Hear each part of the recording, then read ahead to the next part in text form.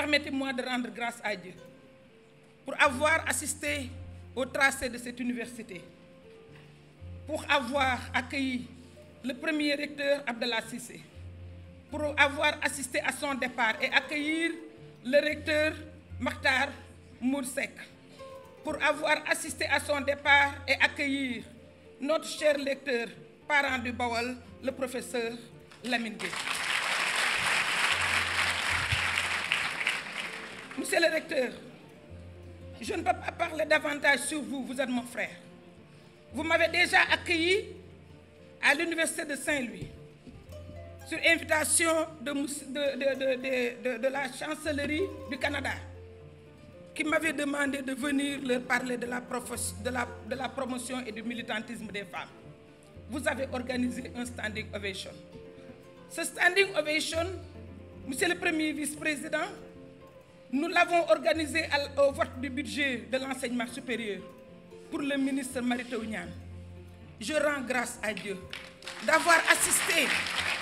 à l'installation de monsieur le directeur du CROUS. Je vous avais demandé un COUB, un centre universitaire de Bambey. Vous m'offrez un CROUS. Je vous en remercie. Je vous exprime toute ma gratitude. Je voudrais,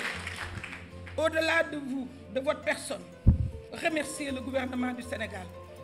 Voyez-vous, monsieur le ministre, un représentant d'une grande chancellerie qui a l'habitude d'inviter l'opposition et le pouvoir, qui a l'habitude de se concerter avec les différents partis politiques, m'avait offert un déjeuner ce jour, 9 mars, au lendemain du 8 mars. J'ai décliné parce que je devais venir vous accueillir à Bambey. Quand je lui ai parlé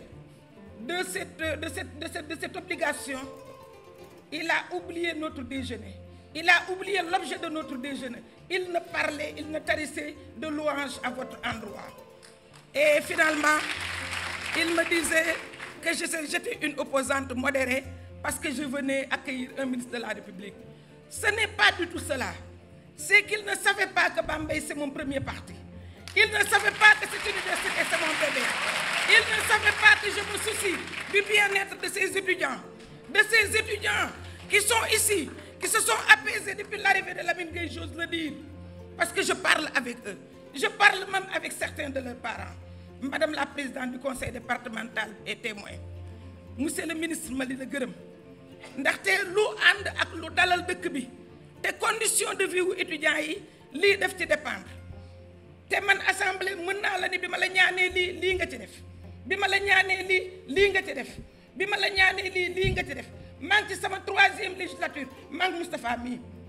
ma jëkk a nekk député wu Bambey ñu fal ma ci Bambey ma nekkaat député au niveau national tey ma dem ak sama liste nekk député au niveau national mais Bambey sama bakkan la sama premier parti mooy Bambey ngay ñëw assemblée may waxtaan ak yow su ma ñëwee assemblée ñim nga bokkal parti dañ naan duñu wax tey Aïda mooy wax parce que man maay sa premier supporter te UADB moo tax intellectuel nga da nga am élégance am xam-xam boobu nga am loolu moo tax suñu lay wax benn question dinañ xam na nga ko koy tontoo man kubb laa la ñaanoon dama ne woon centre universitaire de Bambey muy kubb nga may ma kurus moo tax may sant yàlla parce que jàpp naa ni man nga ko may parce que xale yi dañu ay gor parce que suñu di nga toon wala ñu grève ndax mauvaise condition dëkk bi moo koy jëkkee bi ma nekkee maire dama daan wax ni Bambey ville universitaire la lu ville universitaire di am ci environnement di ko am ci éclairage bu doy ndax wax nañ dëgg yenn saa yi à partir de 7 heures dëkk bi dafay lëndëm te diggante université ak Bambey doo gis sa morom loolu yow yaay suñu interface au niveau du gouvernement yaa ñu war a jàppale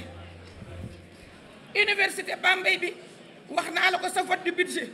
nee naa la dafa jël communauté Bambey gis nga li mu liggéey ci màggal gi par son recteur àddina si yëpp xam nañ tey lan la université Bambey di jariñ waaye nag lu ma la gërëm dinaa wax ay doléance xale yi wax nañ ko wax nañ problème mu débouché yi université d'excellence la di former de bons étudiants des têtes lay former de grâce nañu gouvernement bi wutal des débouchés les étudiants en santé communautaire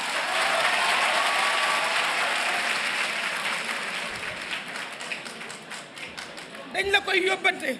ni ma la koy yóbbantee noonu laa koy waxe premier ministre assemblée noonu laa koy waxe sama frère Moustapha Cissé Lo université Bambey Moustapha li mu def ci màggal gi wane na ni dootul Bambey rek dootul région bi yépp pour askan wi la ñu ngi liggéey témoigné nañ ko nit nag su fekkee ni ki daan wax déet moo ni waaw ndax lëf loola dees koy tegganal jërëjëf